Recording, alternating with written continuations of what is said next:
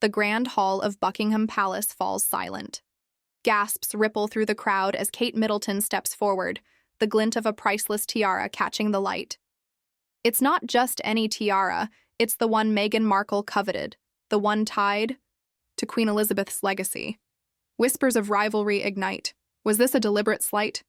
Tonight, we uncover the truth behind the tiara drama that set the royal family ablaze. Royal fashion has always been more than glamour. It's a battlefield of power, tradition, and subtle messaging. Tiaras, especially, are the ultimate symbols of status within the monarchy. Worn only at white tie events, state banquets, or weddings, these sparkling heirlooms carry centuries of history. They're not just jewelry, they're statements. When Kate Middleton appeared at a recent state banquet, wearing the breathtaking Cambridge Lover's Knot tiara, it wasn't just a fashion choice. It was a moment that reportedly left Meghan Markle seething. But why? What makes this tiara so significant, and why would its appearance on Kate's head spark such tension? Let's start with the tiara itself.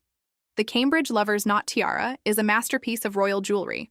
Commissioned by Queen Mary in 1913 or 1914, it's a replica of a tiara owned by her grandmother, Princess Augusta of Hesse. Crafted by the House of Gerard, it features 19 diamond arches, each cradling a pearl drop with additional diamonds, sparkling across its frame. Valued at an estimated $1 million, it's one of the most iconic pieces in the royal collection. Queen Elizabeth II inherited it and wore it early in her reign, but it gained fame when Princess Diana began wearing it in the 1980s. Diana's love for the tiara made it a symbol of her elegance and grace, cementing its place in royal history. After Diana's death in 1997, the tiara returned to the royal vaults. It wasn't seen again until 2015, when Kate Middleton wore it to a diplomatic reception at Buckingham Palace. Since then, Kate has made it her go-to tiara, donning it for multiple state occasions, including banquets for foreign dignitaries and the annual diplomatic corps reception. Each appearance reinforces her position as the future queen consort, a role steeped in tradition and prestige. But for Meghan, seeing Kate wear this tiara reportedly stirred feelings of exclusion and frustration. To understand why, we need to dive into Meghan's own history with royal tiaras. When Meghan married Prince Harry in 2018, the world watched eagerly to see which tiara she'd wear. Royal brides traditionally borrow from the Queen's collection, a gesture symbolizing their entry into the monarchy. Meghan chose Queen Mary's diamond bandeau tiara, a stunning Art Deco piece from 1932, featuring a central diamond brooch from 1893. It was a beautiful choice, but reports soon surfaced that it wasn't her first pick. According to Prince Harry's memoir, Spare, Meghan had her heart set on the Greville Emerald Kokoshnik tiara, a platinum piece set with diamonds and 6 emeralds, valued at around $10 million. This tiara, inherited by Queen Elizabeth from the Queen Mother in 2002, was later worn by Princess Eugenie at her 2018 wedding, just months after Meghan's. The decision to deny Meghan the emerald tiara sparked controversy. Some sources claim Queen Elizabeth rejected it due to concerns over its provenance, as the tiara's Russian origins raised questions about its acquisition. Royal historian Robert Lacey, in his book Battle of Brothers, suggests the Queen wanted to avoid any scandal tied to a potentially unsavory history. Others argue it was a matter of protocol. Emerald tiaras are often reserved for senior royals with years of service.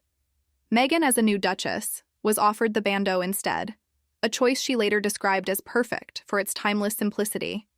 But Harry's memoir reveals his frustration, recounting how he felt the palace was obstructing Meghan's wishes, leading to a heated exchange with the Queen's dresser, Angela Kelly. This brings us to the heart of the tension. Meghan's wedding tiara experience left her feeling sidelined, a sentiment that reportedly resurfaced when she saw Kate wearing the Cambridge Lover's Knot tiara. Unlike Meghan, Kate has access to multiple tiaras, including the Cartier Halo tiara she wore at her 2011 wedding and the lotus flower tiara, once favored by Princess Margaret. Kate's frequent appearances in the Lover's Knot tiara, a piece tied to Diana and the monarchy's core, underscore her seniority and proximity to the throne. For Meghan, who has not worn a tiara since her wedding, this contrast likely stings. Royal etiquette restricts tiara wearing to specific events, and since stepping back from royal duties in 2020, Meghan has had no occasion to wear one, further widening the gap between her and Kate. But was Kate's choice of tiara a deliberate jab at Meghan? Some speculate it was a calculated move, a way to assert dominance in the royal hierarchy.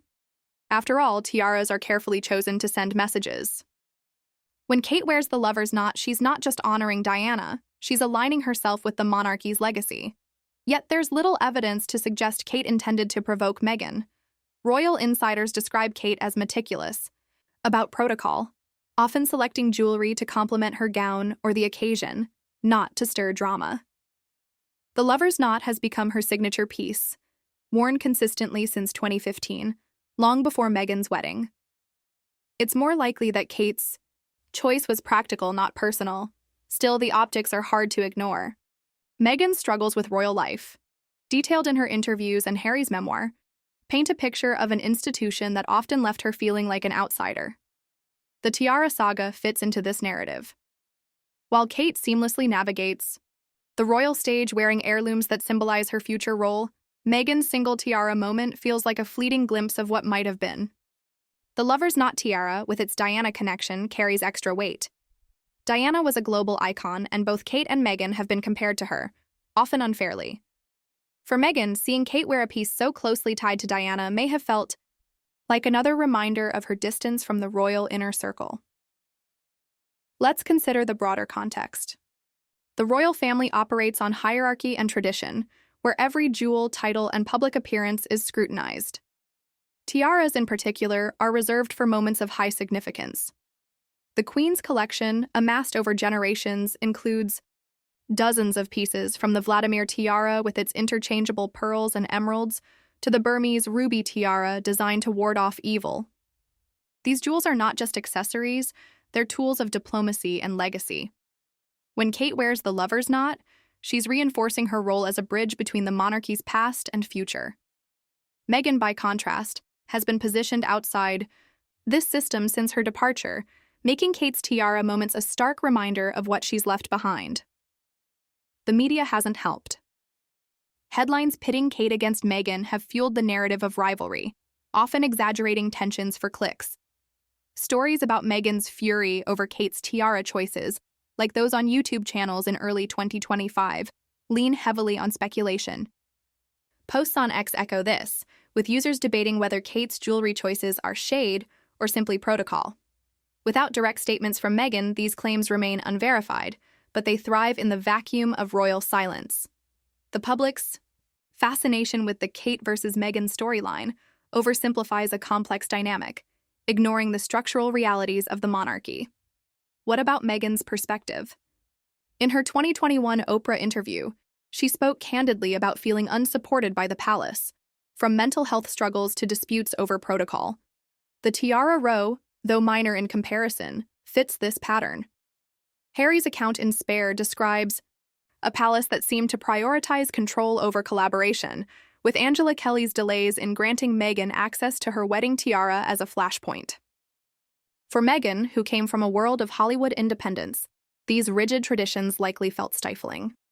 Seeing Kate wear the lover's knot tiara, a piece she'd never have the chance to wear, could have reignited those feelings of being less than.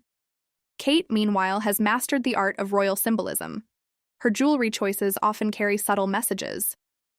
In 2022, she wore Diana's sapphire earrings to meet Ukraine's President Zelensky, a nod to solidarity during the Russia-Ukraine conflict. The lover's knot tiara, with its Diana connection, is a similar act of soft power, evoking nostalgia while reinforcing Kate's role. She's worn it 11 times since 2015, including at state banquets for the Netherlands, China, and South Korea. Each outing is a reminder of her growing influence, a contrast to Meghan's absence from such events. But let's not reduce this to a simple feud. The monarchy's jewelry system is designed to favor those at its core. Kate, as the Princess of Wales, is central to that system, with access to the Queen's collection and the expectation to uphold its traditions. Meghan, as a non-working royal, is outside it, her only tiara moment tied to a wedding that now feels like a distant memory. The lover's knot tiara, while stunning, isn't the most wanted in a literal sense.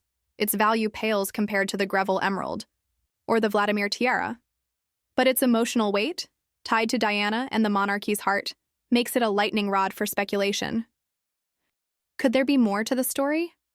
Some royal watchers suggest Meghan's frustration isn't just about the tiara, but what it represents, a system that never fully embraced her. Others argue Kate's prominence in the royal narrative, amplified by her cancer recovery and return to duties in 2024, casts a shadow over Meghan's post-royal projects. The Netflix series with Love, Meghan, and her upcoming lifestyle brand, American Riviera Orchard, show her carving a new path, but they lack the historical gravitas of a royal tiara. The contrast is stark. Kate's every appearance is steeped in centuries of tradition, while Meghan builds her legacy from scratch. The tiara drama also reflects broader themes of access and privilege. Kate's ability to wear pieces like the lover's knot comes from her position, not personal merit. Meghan, despite her global fame, was a newcomer to a world where seniority trumps star power. The Queen's decision to limit Meghan's tiara options, while standard, may have felt like a gatekeeping move. And when Eugenie wore the Greville Emerald tiara, the one Meghan wanted, just months later, it likely added salt to the wound. Eugenie, as a non-working royal, faced less scrutiny, highlighting the inconsistent application of royal rules. What's the truth behind Meghan's fury? Without her direct input, we're left with fragments: Harry's memoir, royal biographies, and media speculation. The narrative of Meghan's anger may be overstated, a convenient hook for tabloids and YouTube thumbnails. But the emotional truth resonates. The tiara, like so much in royal life, is a symbol of belonging, and Meghan's exclusion from that world is palpable. Kate's effortless command of the royal stage, tiara and all, underscores the divide. The banquet hall glows under chandeliers, Kate's tiara sparkles, a beacon of tradition. Across the ocean, Meghan builds her empire, free from protocol but far from the crown's embrace. The tiara drama may fade, but its echoes linger, a reminder of two women navigating the same legacy in vastly different ways. And yet, there's one question no one's asking. What if the real story isn't about Meghan or Kate, but about a tiara that holds secrets even the royals don't know?